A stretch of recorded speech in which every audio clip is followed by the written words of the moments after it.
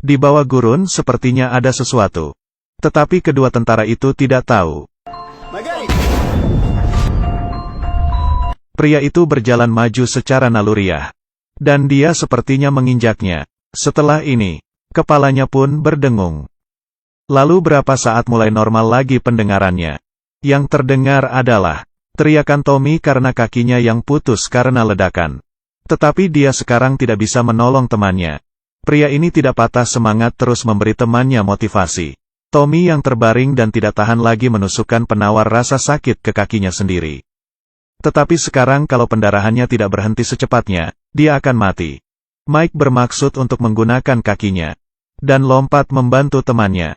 Tommy Yanji mendengar langsung mengambil pistol. Dia tidak ingin membuat temannya menjadi disabilitas. Ini adalah hubungan teman militer, orang yang tidak pernah menjalani kegiatan militer pasti tidak mengerti. Mike berteriak keras seperti orang gila. Tetapi sekarang bukan waktu untuk sedih. Tidak lama kemudian Mike mulai tenang. Dia mengatur posisinya dulu. Berlutut dengan satu kaki untuk mengurangi beban badannya. Mengambil belati dan menusukkannya ke gurun yang diinjaknya. Terdengar sebuah bunyi. Ini ranjau darurat. Dia tidak tahu di balik badannya ada seseorang. Melihat ini sepertinya ada tujuan yang tersisa. Dan suhu paling tinggi di gurun mencapai 45 derajat Celcius ke atas. Hal yang paling mengerikan adalah sinar UV yang kuat. Pria itu melihat sekeliling dan melihat ada sebuah radio. Jarak radio dari dia sekitar 300 meter. Dia mengambil tali sepatu dan mengikatnya di pistolnya. Lalu melemparnya berkali-kali tapi tetap belum berhasil. Terakhir pria itu berdiri dan menggunakan tubuhnya bergerak sedikit. Kali ini kakinya hampir saja terjatuh ke ranjau. Untungnya pria itu akhirnya bisa menarik tas itu. Membuka tas itu dan mengambil radio. Memasang listrik lalu memasukkan posisinya. Dan akhirnya bisa menghubungi markas. Dia berkata temannya sudah tiada dan sendiri juga menginjak ranjau. GPS juga sudah rusak, sekarang hanya bisa meminta pertolongan. Tetapi markas berkata helikopter tidak bisa memasuki gurun. Karena gurun pasir memiliki badai pasir sepanjang tahun. Mereka hanya bisa menggunakan mobil dan membutuhkan waktu 52 jam. Tetapi di bawah sinar UV yang 45 derajat Celcius ini, Mike tidak pasti apakah bisa bertahan. Markas juga menyuruhnya untuk menggali lubang kecil dan mencoba melompat untuk melarikan diri. Kemungkinan berhasil hanya 3%. Setelah itu tiba-tiba sinyal radio terputus. Mike menggunakan timer jam tangannya selama 52 jam. Dia berniat untuk berdiri teguh. Dia memakan dendeng sapi yang tertinggal dan minum air. Minum 2 teguk pun sudah tidak ada. Kertas yang tertiup ke tangannya si Mike. Mike pelan-pelan memutar kepalanya. Dan melihat badai gurun datang. Dia dengan cepat mempersiapkan proteksi untuk melindunginya dari badai gurun. Menyandang tas untuk menambah beban. Beban bertambah dia baru tidak bisa terbang terbawa angin.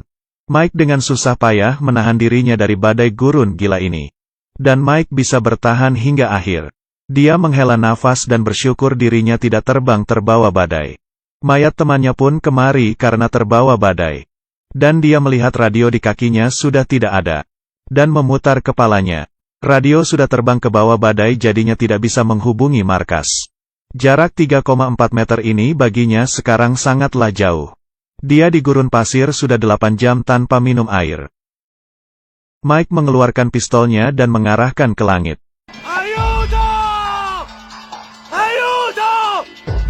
Sangat jelas di sekitarnya tidak ada orang. Dia ingin menggunakan pistol untuk menyelesaikan hidupnya. Karena sudah tidak ada air lebih baik dia mati saja. Kali ini di depannya muncul seseorang. Pria itu berjalan dengan kecepatan yang aneh. Sangat jelas bahwa dia adalah penduduk di sini. Mike meminta tolong kepadanya untuk mengambilkan radio. Tapi penduduk asli mengabaikannya. Mike pun berteriak mengatakan bahwa kakinya itu menginjak ranjau. Mike merasa penduduk asli di sana otaknya sudah tidak beres. Tidak lama kemudian mukanya mulai memerah. Demi bertahan hidup dia pun meminum minuman kecil. Dari kejauhan datang seorang anak perempuan. Anak perempuan itu juga berjalan dengan kecepatan yang aneh. Tangannya membawa sebuah botol air. Ternyata dia adalah anak penduduk asli tadi dan membawakannya air. Mike pun langsung mengambil dan meminumnya. Dia berterima kasih kepada anak kecil itu, tapi dia tidak mengerti. Lalu dia mengeluarkan sebuah mainan tentara. Mike mengira dia menginginkan mainan tentara darinya. Lalu dia juga mengeluarkan tentara miliknya. Gadis itu meletakkan mainannya di atas pasir. Lalu dia menggerakkannya. Ini sepertinya adalah maksud perjalanan si Mike. Mike pun mulai meminta bantuan kepada gadis itu untuk mengambilkannya radio. Siapa sangka gadis itu mengabaikannya lalu pergi. Melihat gadis itu yang menghilang pun Mike kecewa. Sekarang sisa 38 jam. Dari kantongnya dia mengeluarkan ponsel dan mulai mendengarkan lagu untuk menenangkan hatinya. Tidak lama kemudian langit mulai gelap. Dia menggunakan beberapa rantai kecil untuk menyalakan api. Mike melihat foto dan kangen dengan pacarnya. Dia tidak ingin mati seperti ini dan juga tidak ingin menjadi cacat. Dia masih ingin menikahi pacarnya dan membangun keluarga. Tengah malam api kecil itu pun padam. Dan dari sekitar mengeluarkan suara melonglong. Yaitu dari dingo di gurun pasir. Dia dengan cepat menembakkan pistol mencoba untuk menakuti makhluk liar itu. Setelah berbalik kepala dingo sudah menarik mayat temannya pergi. Lalu di depannya seekor pun menghampirinya. Peluru sudah habis dan dengan cepat menggantinya. Akhirnya bisa menakuti makhluk itu dan melewati malam itu. Saat hari sudah terang, penduduk asli itu muncul lagi di depannya. Dia meminta tolong ke penduduk itu untuk mengambilkan radio. Tetapi penduduk itu malah menanyainya kenapa dia tidak berjalan selangkah ke depan. Dia pun tertawa dengan bahagia hingga kelihatan giginya yang putih. Akhirnya dia pun membantu si Mike mengambilkan radio. Berjalan ke sebelah Mike dan menepuknya sekali. Untung saja Mike tidak kaget. Dia dengan cepat menggunakan radio itu untuk menghubungi markas. Tetapi tidak ada sinyal. Penduduk yang sudah mau pergi itu tiba-tiba membalikkan kepala. Diventa uomo libero. Anche strada sbagliata può portare a casa. Tapi saat ini dia berhalusinasi. Dia melihat temannya yang sudah mati. Menyuruhnya harus bertahan hidup. Hingga sampai di siang hari yang sangat terik. Dia menggunakan pisau membuka sepatu dan melepaskan kaos kaki. Kakinya sudah memerah. Kakinya sudah jelas ada bau. Sekarang kesadarannya mulai hilang. Mike sudah 24 jam tidak makan. Dia menemukan seekor kalanjengking dan sudah pasti itu ada racunnya. Dia meminum sedikit lagi minuman kecilnya. Lalu dia batuk kering dan sulit menelan. Kali ini mukanya sudah terbakar karena matahari. Dan halusinasinya pun mulai parah. Dia mendengar suara dari sebelahnya. Kesadarannya mulai menurun. Dia melihat temannya itu berdiri. Tidak lama kemudian sudah malam lagi. Sekarang dia hanya bisa mengharapkan pertolongan dari markas. Dia melihat lagi HP-nya dan merindukan pacarnya. Dan sekarang di depannya adalah segerombolan dingo. Dingo kecil menggigit pahanya dari belakang. Dan dingo duanya menggigit lengannya. Tiba-tiba dia melihat ada orang yang melawan demi dia. Akhirnya Mike mengambil pisau dan membunuh semua dingo. Dan dia sekarang tidak bisa menahannya lagi. Tiba-tiba dia mendengar bunyi radio. Dia dengan lekas mengambil dan menjawab. Tetapi mobil pertolongan itu tidak bisa keluar karena perang. Kira-kira perlu 17 jam lagi baru bisa sampai di gurun. Mike pun ambruk. Dia sekarang melihat pacarnya berada di depannya. Dan di saat dia sudah mau terjatuh ke tanah, dia terjatuh ke pelukan. Dan membersihkan lukanya. Penduduk itu berkata bahwa kakinya tidak ada karena terkena ranjau. Sekarang menggunakan kayu untuk menjadi kaki palsunya. Dia memberikan Mike ramuannya. Dan memberikan dia minum. Dia pun semakin banyak halusinasinya. Penduduk itu berkata pekerjaan mereka adalah mengumpulkan ranjau. Kedua anaknya mati karena ranjau. Sebelum dia pergi dia mengatakan ke Mike untuk menjadi orang yang bebas.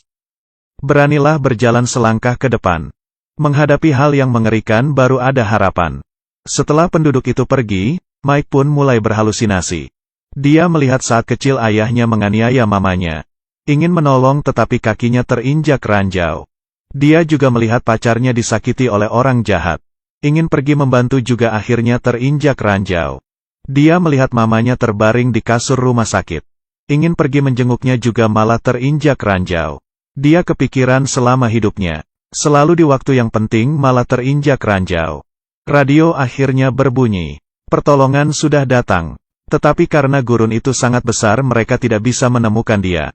Mike pun putus asa. Karena Suar berada 3 meter di depannya. Hanya 3 meter, tapi kelihatannya sangat jauh. Dia teringat selama ini dia selalu mementingkan diri sendiri. Banyak hal karena tidak keberanian dia menjadi menyesal. Terakhir kalinya dia membalikkan kepalanya.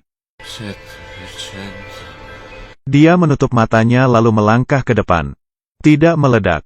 Kali ini Mike kaget hingga kakinya lemas. Apa yang terjadi? Dia membuka pasir itu dan melihat sebuah kaleng. Kaleng yang ditinggalkan. Saat dibuka di dalamnya ada mainan tentara. Dia terjatuh ke tanah dan memikirkan dirinya diberikan pelajaran oleh sebuah kaleng. Dan dia pun tertawa. Lalu dia menyalakan Suar. Akhirnya Mike pulang ke negara dan dibebas tugaskan secara resmi. Dan yang menunggunya adalah pacarnya. Kadangkala kita berhenti di waktu yang sangat penting. Dan karena kita tidak melangkah ini bisa membuat kita menyesal seumur hidup. Ada mimpi, ada cita-cita, jangan dilepas. Bersulang, badai gurun pasir yang menerjang, ranjau membuat orang sengsara. Meski hidup mulai gelap, tetap harus terbang tinggi. Saya Huolong Guo, yang suka sama video ini ikuti terus ya. Terima kasih.